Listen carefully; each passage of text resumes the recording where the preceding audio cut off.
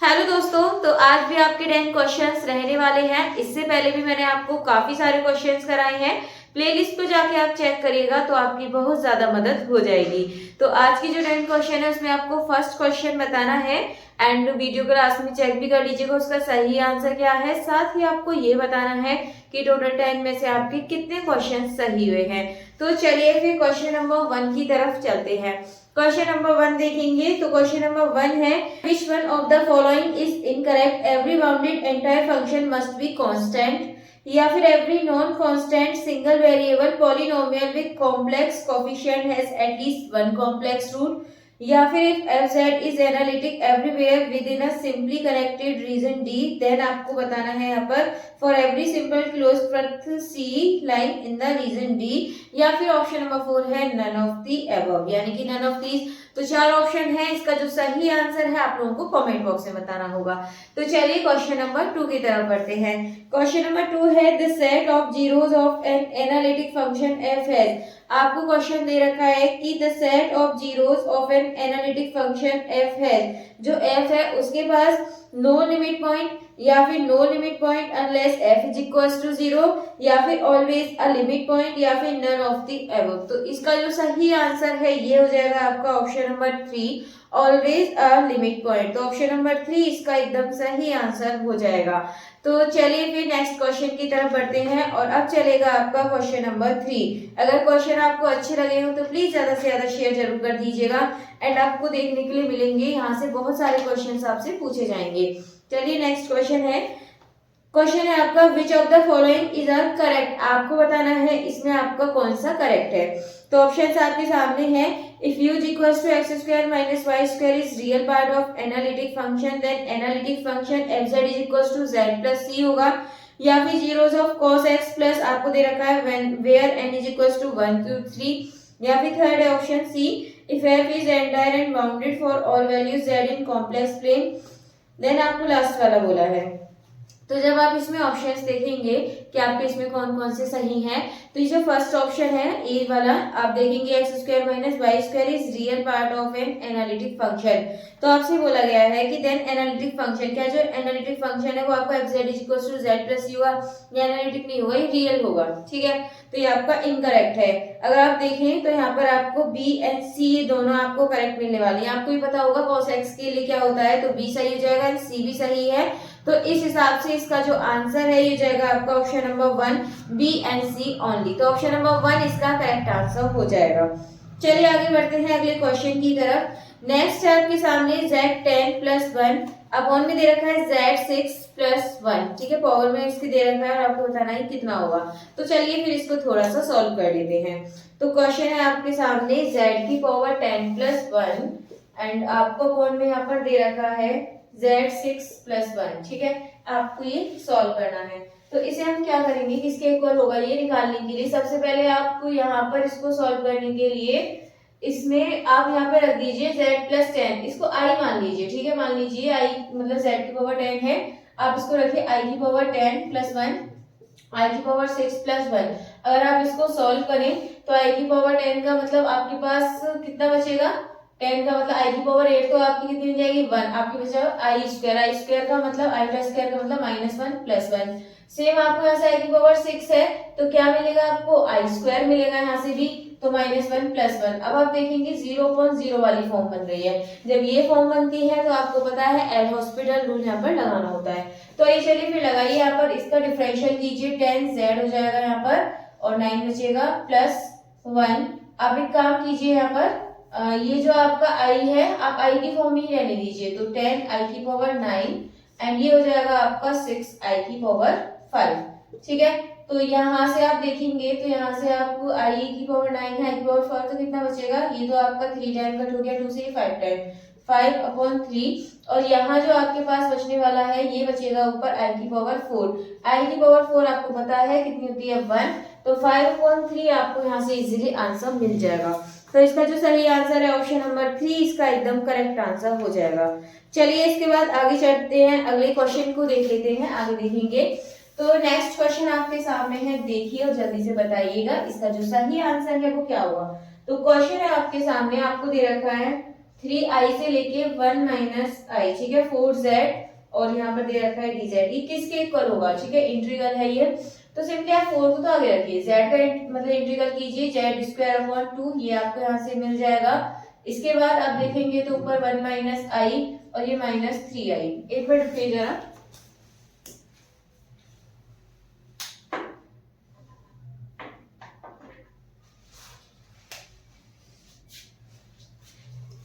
अब इसके बाद आप यहाँ पर ये वैल्यूज पुट कर दीजिए, तो ये जाएगा 4, z की जगह आप रखेंगे यहाँ पर तो 1 प्लस माइनस है ये 1 माइनस आई का स्क्वायर अपॉन 2, एंड एक बार आप माइनस में रख दीजिए, तो माइनस में आप रखेंगे यहाँ पर माइनस 3i का स्क्वायर अपॉन 2, ठीक है। अब आप इसको सॉल्व कीजिए, सॉल्व करेंगे तो आप देखिए क्या मिलेगा आपको, तो यहाँ देखिए 4 और ये 1 माइनस आई, ठीक है, तो आप स्क्वायर खोलिए तो 1 और माइनस आई का स्क्वायर करेंगे प्लस आई स्क्वायर, बट उसकी वैल्यू रखेंगे -1 यहाँ पे मिलेगी और माइनस का 2i। तो आपको पता है 1 से 1 कैंसिल, तो मैं इसको हटा देती हूँ यहाँ से, अपॉन में कितना बचा आपके पास 2, स्क्वायर माइनस, सेम हम इसका करेंगे आई स्क्वायर हो जाएगा 3 3 जा 9 आई स्क्वायर, तो आई स्क्वायर की वैल्यू लगाएंगे माइनस का 9 आपको मिलेगा, माइनस माइनस प्लस आपके सामने हो जाएगा यहाँ पर, एंड जो आई है अब आप इसको और सॉल्व कर दीजिए थोड़ा सा, 2 से तो 2 आपका कैंसिल हो जाएगा, क्या बचा माइनस आई प्लस 9/2, ये आपके सामने यहाँ पर आंसर बच रहा है। तो यहाँ आपका ये वाला 4 रह गया, ये लिखने से रह गया था, हम इसे इधर लगा लेते हैं, ये वाला 4 आपका रह गया था, तो ये कितना हो जाएगा -4i और ये हो जाएगा आपके पास फिर 2 से ये कट जाएगा आपके पास 18, ये आपको यहाँ से मिलेगा। अगर आप यहाँ से ऑप्शंस देखें तो बिल्कुल सही 18 - 4i, हम इसको इस तरीके से लिख सकते हैं और आंसर आपको मिल जाएगा फिर ऑप्शन नंबर 1, आपका आंसर है यहाँ पर ये 18 - 4i, इसका सही आंसर हो जाएगा। चलिए नेक्स्ट क्वेश्चन देखिए, अगला है fz is analytic in a simply connected domain D and f' is continuous in D, then आपको यहाँ पर बताना है fz dz इक्वल किसके होगा, तो ये आपको याद रखने वाला क्वेश्चन आप याद रख सकते हैं। इसका जो सही आंसर हो जाएगा आपका ऑप्शन नंबर 1, ये इसका करेक्ट आंसर है। इसी की तरह नेक्स्ट क्वेश्चन है आपका, the complex line integral is पथ डिपेंडेंट या फिर इंडिपेंडेंट ऑफ एंड पॉइंट या फिर पथ इंडिपेंडेंट या फिर नन ऑफ दिस, तो इसका आंसर आपका कैसा होगा, कॉम्प्लेक्स लाइन इंटीग्रल कैसा होता है आपका, पथ इंडिपेंडेंट होता है, तो ऑप्शन नंबर जो इसका 3rd है यानी कि 3 है, ये इसका एकदम सही आंसर हो जाएगा। आई होप आपको क्वेश्चंस अच्छे लग रहे होंगे, अच्छे लग रहे हैं तो प्लीज लाइक भी कर दीजिए। और इसके बाद चलते हैं हमारे अगले क्वेश्चन की तरफ। नेक्स्ट क्वेश्चन आपके सामने है, radius of convergence of the power series n square upon n+1 zn is कितनी होगी ये, तो याद रख लीजिए इसको 0 2 3 या 1, आपको क्वेश्चन यहाँ पर सेम ऐसे ही देखने के लिए मिलेंगे, कोई भी कैसी भी डिजिट आपको चेंज देखने के लिए नहीं मिलेगी। तो इसका जो आंसर है ये हो जाएगा आपका ऑप्शन नंबर 4, 1 इसका करेक्ट आंसर हो जाएगा। इसके बाद आगे बढ़ते हैं अगले क्वेश्चन की तरफ। नेक्स्ट क्वेश्चन है, the radius of convergence of the power series, आपको इसकी क्या बतानी है, पावर सीरीज जो है इसकी रेडियस बतानी है। चलिए इसको सॉल्व करके निकाल लेते हैं, देखेंगे इसका आंसर कैसे आएगा। उसी तरीके से आप ऑप्शन नंबर ये भी जो इससे पहले कराया था आप उसको भी इसी तरीके से कर सकते हैं। तो आइए चलिए फिर करते हैं इस क्वेश्चन को। आपको यहाँ दे रखा है ये, आप ऐसे इसको लिख लीजिए,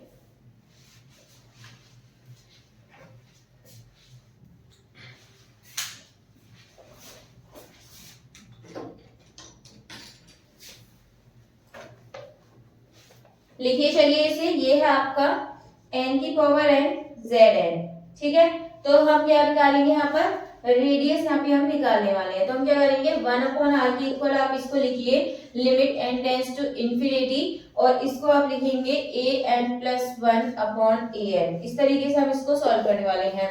limit n tends to infinity, और ये n+1 का मतलब ये है, आप यहाँ पर n की जगह प्लस लगा दीजिए, तो ये आपको यहाँ से मिल जाएगा zn की पावर 1, इसमें भी आप प्लस करेंगे और यहाँ पर an रखना है, an का मतलब आपको जैसा है ये आप वैसा रख दीजिए। इसके बाद आप देखेंगे इसे सॉल्व करिए थोड़ा सा, तो सॉल्व करेंगे तो यहाँ पर आप इसको लिख सकते हैं n+1 की पावर n, ठीक है। और एक काम कीजिए, इसको 1 मतलब ये जो 1 है अलग अलग तोड़ देंगे, ये बचा n+1 की पावर n, इस तरीके से हम इसको लिख सकते हैं, इनटू ये है आपका z की पावर कितना है n, और आप इसको z ऐसे लिख सकते हैं। इसके बाद अपॉन में लिखिए n की पावर n zn, अब इसके बाद देखेंगे Zn से Zn आपका कैंसिल हो जाएगा। और इसके बाद आप देखिए और क्या बचा आपके पास यहाँ पर बचा है n की पावर n और आपके पास से z बचा है, यानी कि z और ये बचा है n+1 और n+1 की पावर n और अपॉन में n की पावर n, ये आपके पास यहाँ पे बचा हुआ है। तो इस तरीके के क्वेश्चन को अब आप आगे कैसे कर सकते हैं, आप देखेंगे यहाँ पर यदि आप यहाँ पर 0 इंफिनिटी यहाँ पे आप पुट करें, ठीक है, तो आपको यहाँ से इंफिनिटी मिलेगा, यानी कि आपको यहाँ से कौन सी फॉर्म मिल रही है, 1/r है ये, 1/r आपको यहाँ से कैसा मिलेगा, इंफिनिटी। इंफिनिटी का मतलब 1/r, इंफिनिटी का 1/0, तो यहाँ से जो r है वो आपको कितना मिल रहा है, 0 मिल जाएगा इस हिसाब से। तो अगर आप ऑप्शन देखें इसका तो कौन सा ऑप्शन सही हो जाएगा, देखिए एक बार। एंड इससे पहले वाले क्वेश्चन को भी आप सेम इसी तरीके से कर सकते हैं। अगर कैसा भी क्वेश्चन आपको निकालने के लिए आ जाए तो आप इसी तरीके से इन क्वेश्चंस को कर सकते हैं। चलिए, तो इसका जो आपका सही आंसर है ये हो जाएगा आपका ऑप्शन नंबर 3, 0 इसका सही आंसर हो जाएगा। चलिए, ये क्वेश्चन आपका हो चुका है। नेक्स्ट क्वेश्चन देखते हैं, और नेक्स्ट का मतलब ये है कि आपका लास्ट क्वेश्चन भी है। तो क्वेश्चन है आपका यहाँ पर an z की power n is a power series with radius of convergence r, मतलब कि आपसे बोला है विद रेडियस ऑफ कन्वर्जेंस की जो रेडियस है वो कैसी है, तो आपके सामने 4 ऑप्शन इसके दे रखे हैं। तो इसका जो ऑप्शन नंबर 2 है ये एकदम इसका सही आंसर हो जाएगा, यानी कि mod z आपका यहाँ पे लेस देन r है, तो ऑप्शन नंबर 2 इसका एकदम सही आंसर हो जाएगा। चलिए, इसके बाद देख लेते हैं हमारा क्वेश्चन नंबर 1, जो कि मैंने आपको दिया था और मैंने आपसे बोला था कि इसका आंसर आपको बताना है करके कि इसका सही आंसर आपका क्या होगा। तो क्वेश्चन नंबर जो 1 है ये आपके सामने है। फिर से इसका आंसर देखेंगे तो ये है आपका option number 2, every non constant single variable polynomial with complex coefficient has at least 1 complex root. तो ये आपका गलत है इसमें, ठीक है, इनकरेक्ट आपसे पूछा है, तो जो ऑप्शन नंबर 2 है ये इनकरेक्ट है इसमें, इसलिए इसका यहाँ जो आंसर है ये हो जाएगा आपका ऑप्शन नंबर 2। चलिए, आज के जो 10 क्वेश्चंस आपके हैं वो हो चुके हैं, एंड इससे पहले वाले क्वेश्चंस को भी आप जरूर देखिएगा, एंड साथ में आप ये भी बताइएगा कि टोटल 10 में से आपके कितने क्वेश्चन सही हुए हैं। चलिए, फिर आज की वीडियो को यहीं पर फिनिश करते हैं, मिलते हैं हमारी आगे की वीडियो में नए क्वेश्चंस के साथ। तब तक के लिए आप ज्यादा से ज्यादा वीडियो को लाइक, कमेंट, शेयर कर दीजिएगा।